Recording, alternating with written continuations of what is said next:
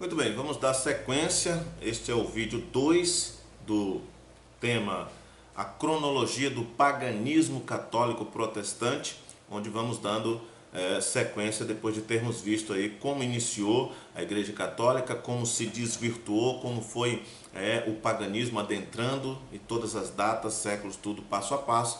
E da agora para frente já vamos ter aí a parceria, do paganismo católico com o paganismo protestante. O intuito do vídeo é tão somente mostrar como muitas coisas que são tidas como doutrina da igreja hoje foram acrescentadas anos após ano de forma herética, não tem fundamento bíblico, mas acabaram se perpetuando. Eu convido você agora a refletir conosco neste segundo vídeo. Você pode ver o primeiro vídeo aí com o tema a cronologia do paganismo católico. Olha, algumas datas é importante a gente citar antes de começarmos, como já falamos em vídeos anteriores, a partir do século XV, 1407 mais ou menos, surgem as denominações protestantes, como nós conhecemos hoje.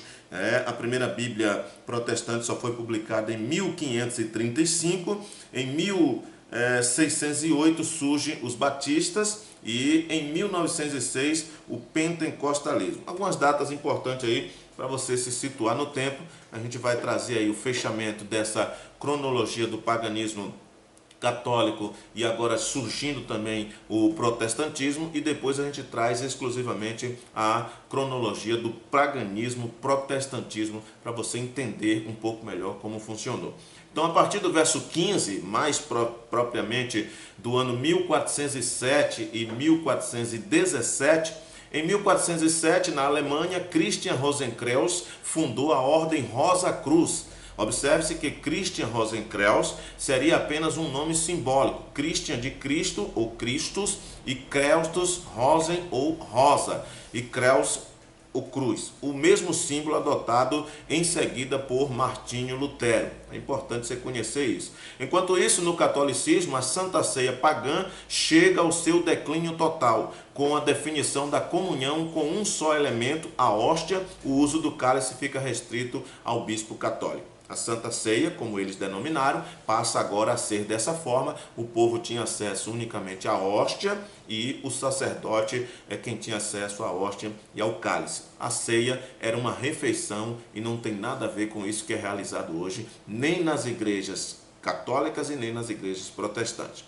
No século XV, em 1439, os maçons ganham força junto à Ordem Rosa Cruz. Os guardiões templários e os novos guardiões templários têm uma guerra nos bastidores com a Igreja Católica Apostólica Romana. Enquanto isso, os 7 sacramentos e o dogma do purgatório são transformados em artigo de fé.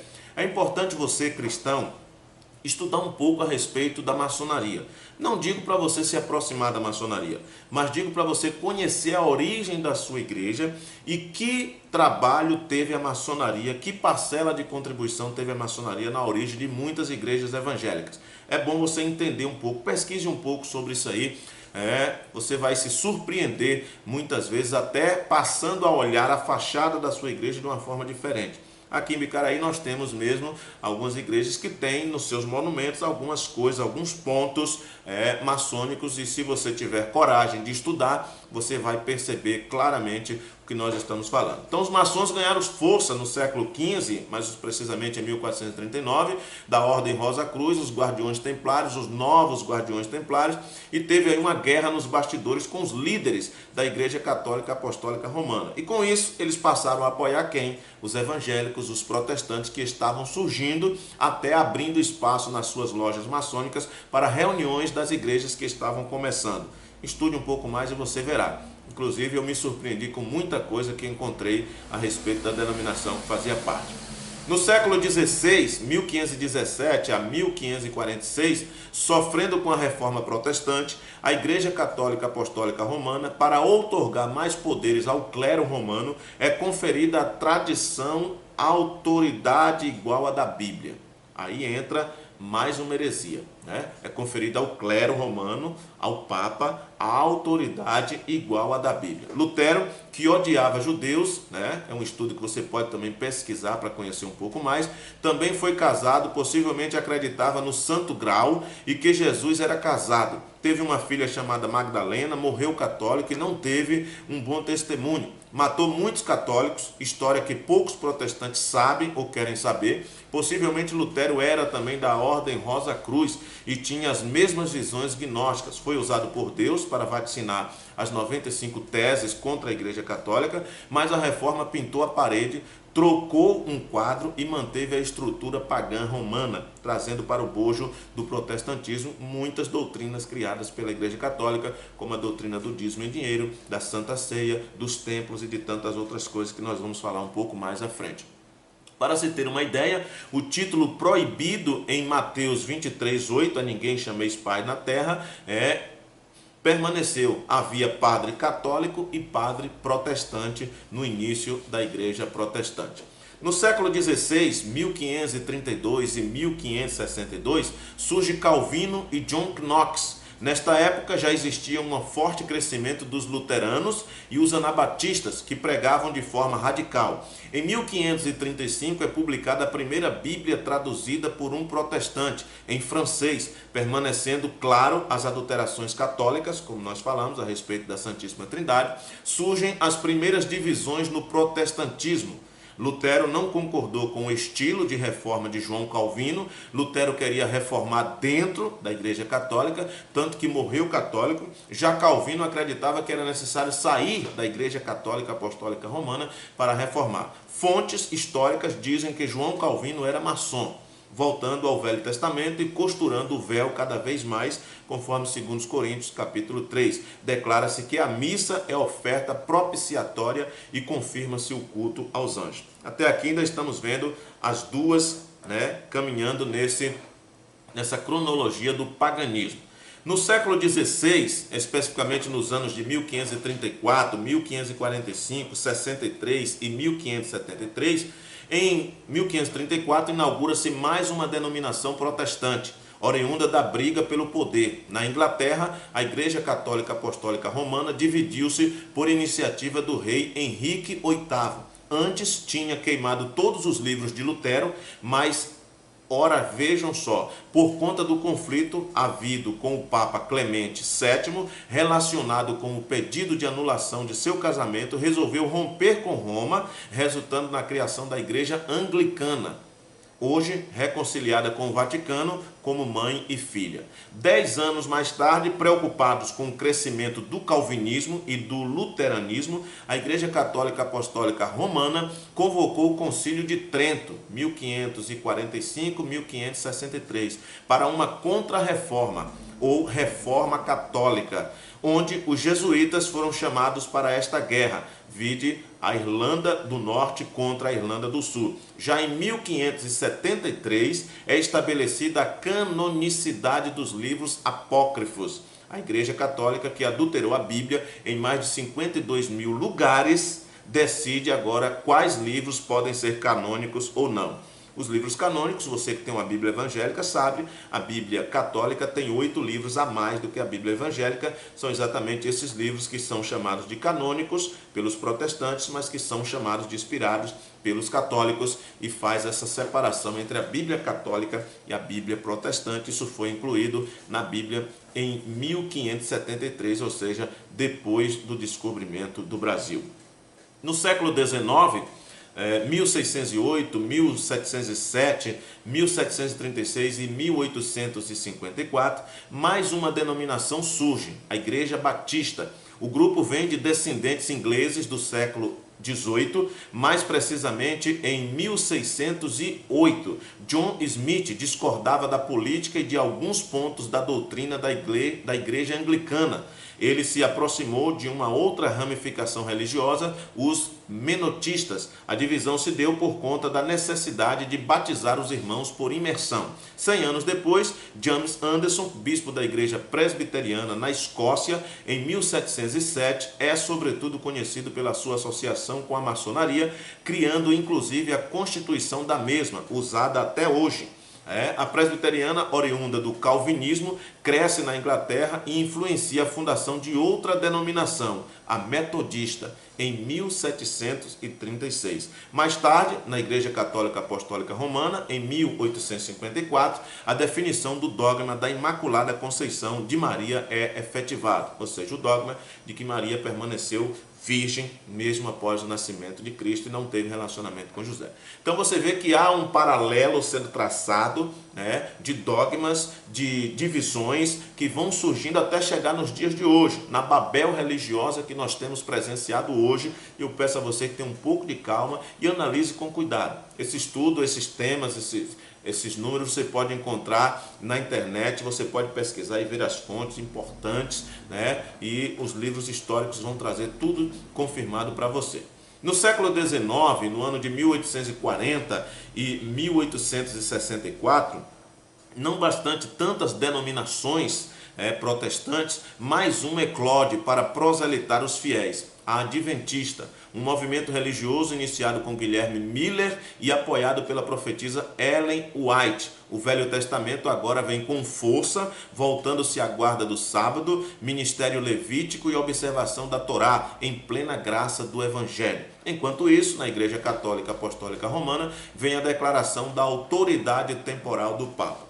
Então, já falamos bastante sobre isso, o surgimento da Igreja Adventista no movimento millerista, quando Guilherme Miller, um pastor batista, estudando o livro de Daniel, diz ter encontrado a data exata da volta de Cristo e marca para 1843, pregando por 25 anos esta heresia, um ensino distorcido da palavra, levou atrás deles 50 mil pessoas, muitas deixaram suas igrejas e seguiram no movimento do Advento, e nos dias marcados deram seus bens, doaram suas casas, estavam se despedindo do mundo, acreditando que Jesus voltaria e tudo acabaria, deixaram seus empregos, suas famílias, enfim.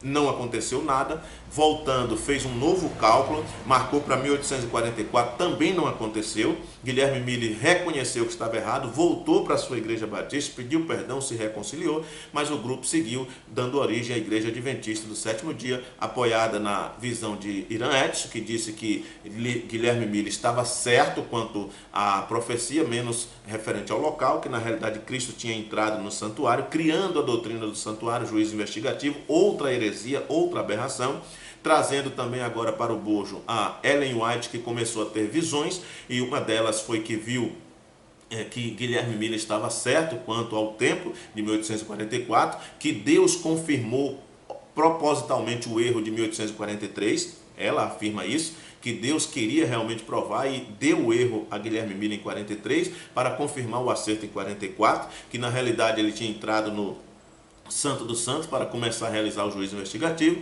e entre outras também teve a visão de ver as tábuas da lei no céu e o quarto mandamento, que é o sábado, envolto como um facho de luz, entendendo ela que Deus estava requerindo da nova igreja que surgia e a verdadeira, como eles dizem, a guarda do sábado. E aí começou-se um monte de outras heresias e a gente não vai se prender nisso, estamos apenas contando a história. Não se ofenda, pesquise, você vai ter essas fontes no próprio Instituto Ellen White, e tudo que nós estamos falando aqui.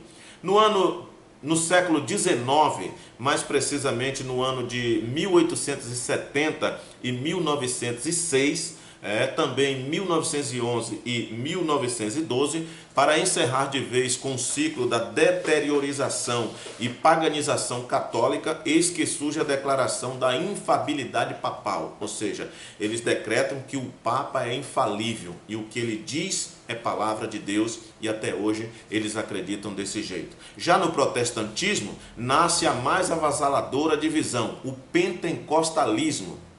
As igrejas que tinham surgido eram os tradicionais, presbiteriano, batista, luterano e tal, e agora surge o pentecostalismo em 1906 na rua Azusa. Ex-presbiterianos, ex-batistas, ex-metodistas tradicionais recebem dons espirituais e começam um movimento que vai mudar a história da igreja protestante. Claro que dali surgem já 3 denominações divididas: a Igreja de Deus em Cristo, a Missão de Fé Apostólica, que depois tornou-se a Assembleia de Deus, e a Igreja do Nazareno.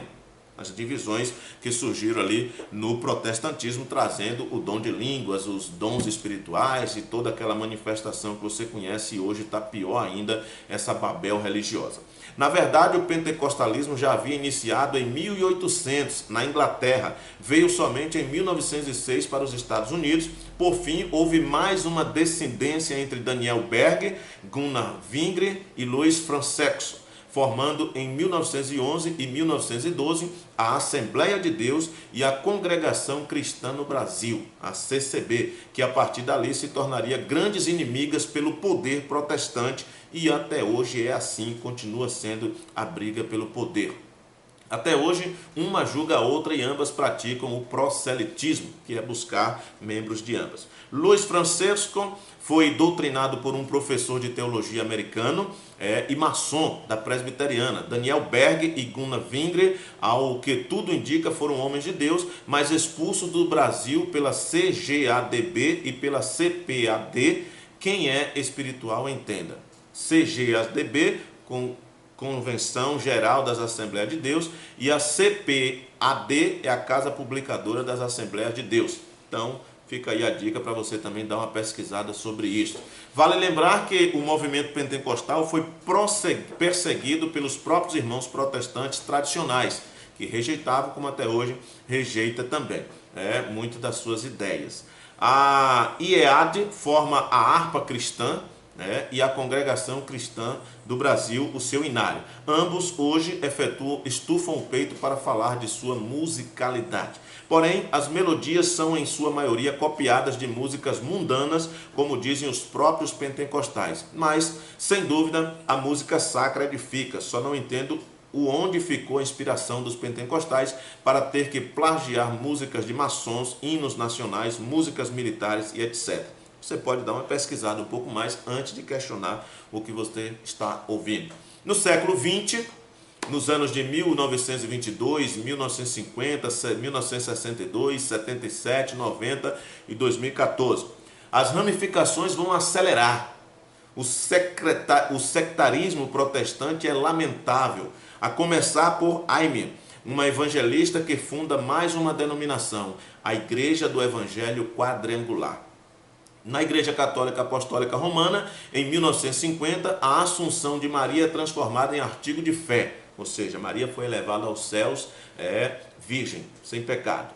Tá certo? É isso que ensina a Assunção de Maria. Em 1962, o missionário David Miranda inova em uma denominação com ênfase em curas, o exorcismo e revelações. A Igreja Pentecostal Deus é Amor.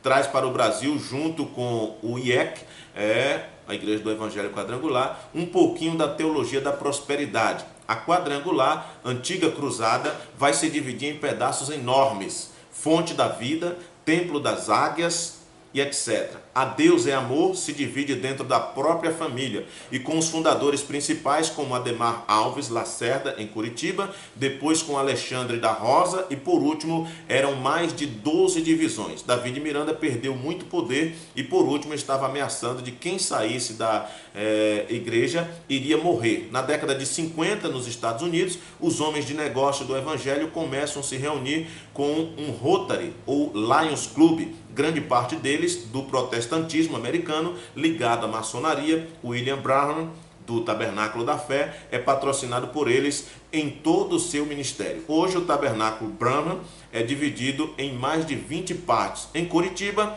a briga é horrível, isso que não temos espaço para falar do crescimento dos Mormons, a liderança de sua maioria maçons, as testemunhas de Jeová, embora não sejam protestantes, vão fazer parte do nicho religioso de divisões e guerras. Poderíamos abordar a denominação Brasil para Cristo, também dissidente de outra pentecostal, Voz da Verdade, ou as comunidades cristãs, que já se dividiram em centenas de partes na década de 70. Vão surgir os neopentecostais, Igreja da Graça de Deus, Igreja Universal do Reino de Deus, Igreja Mundial, Igreja Renascer e por aí vai.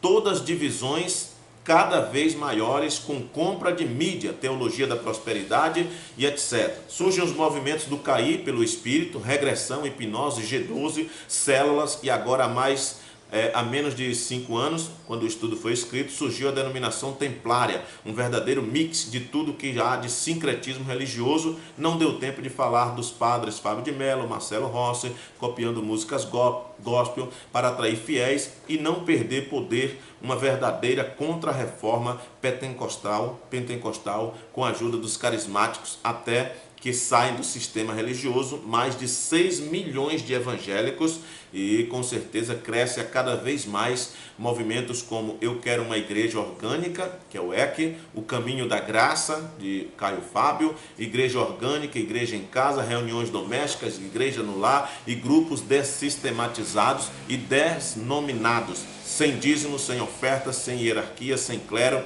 imperfeitas, mas procurando viver o Evangelho da Graça. Agora, com certeza, a gente está vivendo dias realmente de análise. Precisamos entender o que está acontecendo.